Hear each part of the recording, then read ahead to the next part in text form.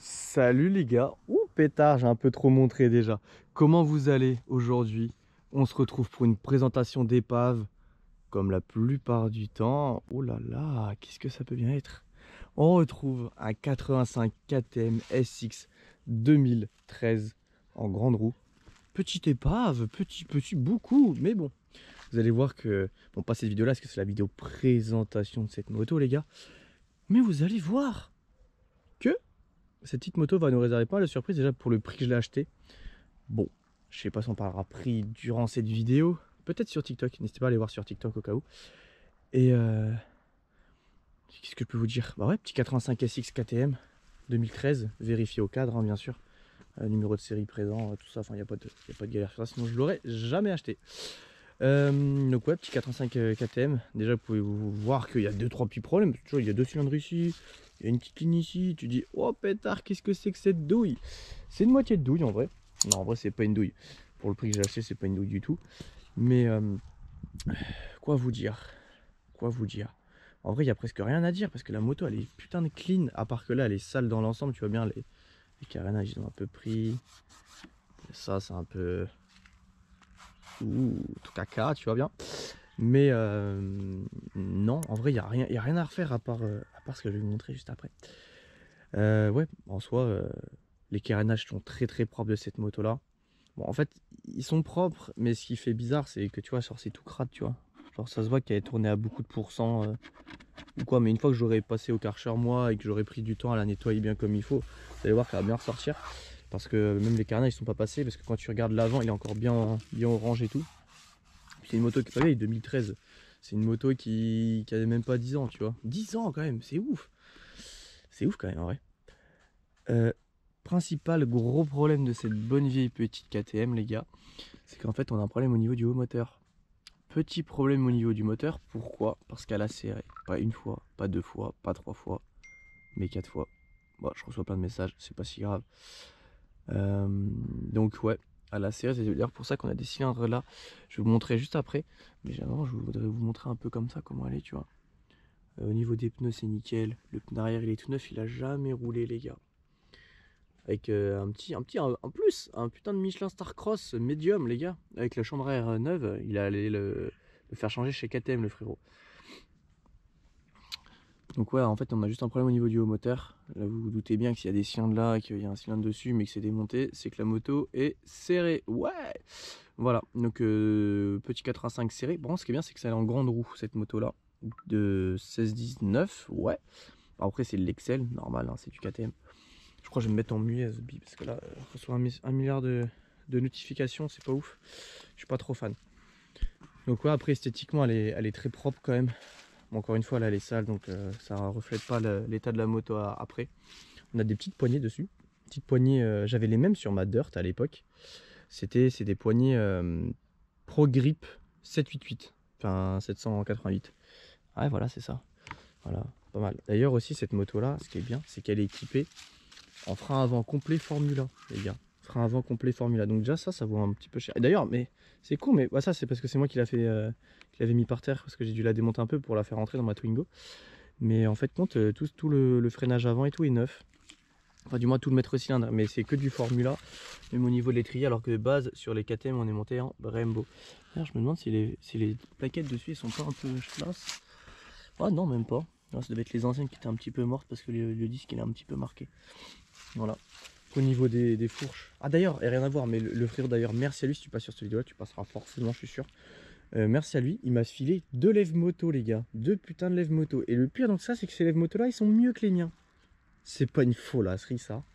Putain, 2 petits lève moto tout beau, tout neuf.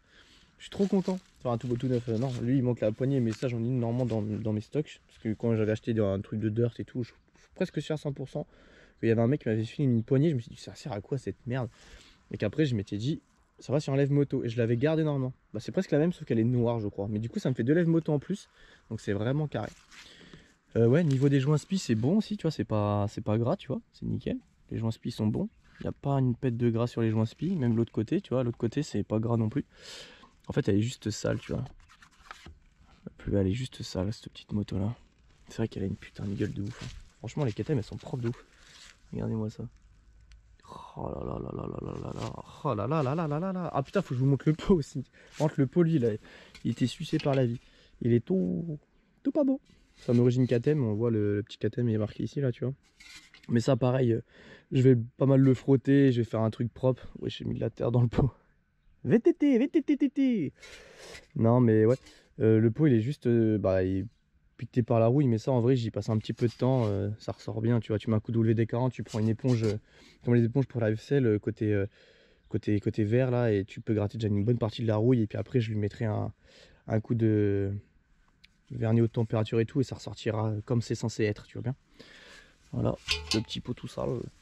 Ah oui, aussi, cette moto là. Après, je vous montre les cylindres et tout, hein. Je vous fais un peu patienter.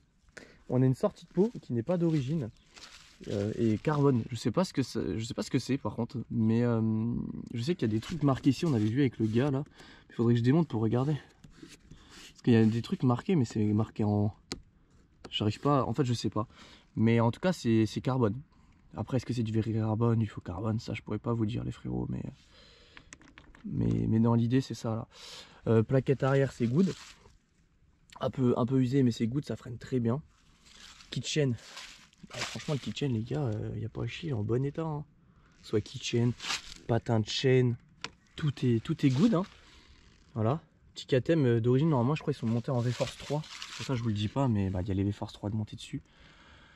Le petit Kein de base. Puis après, en vrai, c'est juste, elle est juste sale, cette pauvre moto, quoi. Elle est juste sale. Hein.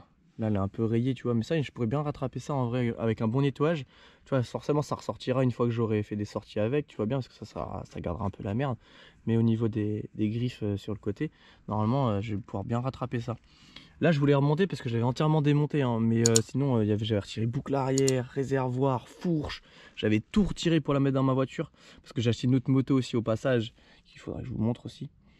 Mais pour ce qui est du coup du haut moteur, il est serré. Il n'y a même plus le piston dedans. Et en fait, si vous préférez, il y a le circlips qui s'est barré du piston. Et vu qu'il est parti, le frérot, qu'est-ce que ça fait? Ça vient dégnapper le cylindre. Et oui. Ah, il manque la bougie aussi. Il faudra que je lui remette une bougie au cul.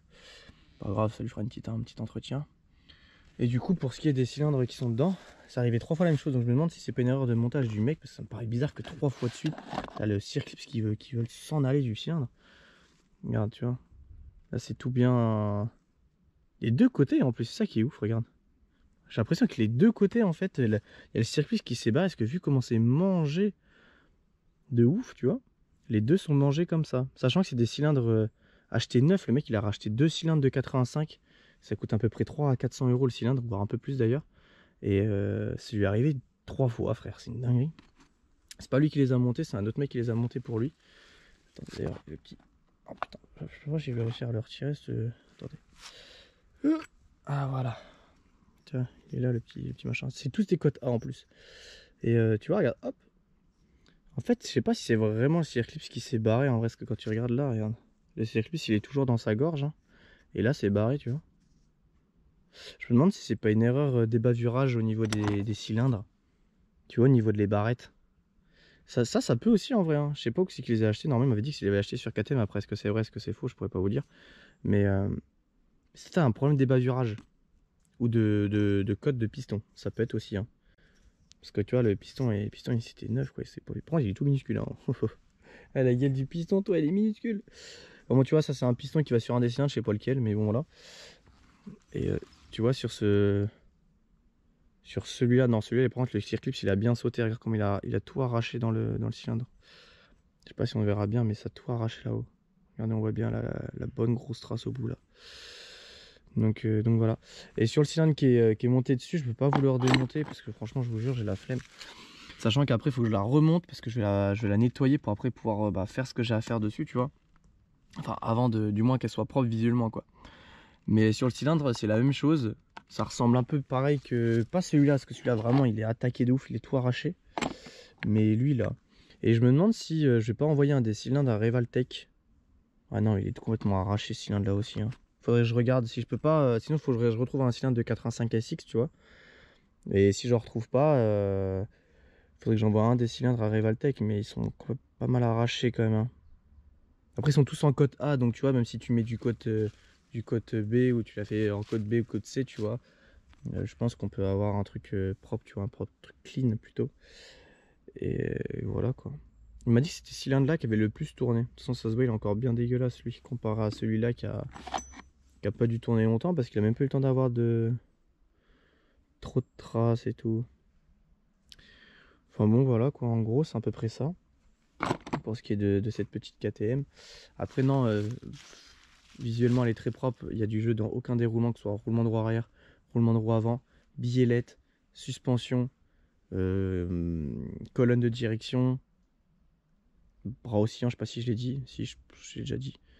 Et voilà, en fait il y a du... À part le haut moteur qui est mort, c'est une moto qui est très saine.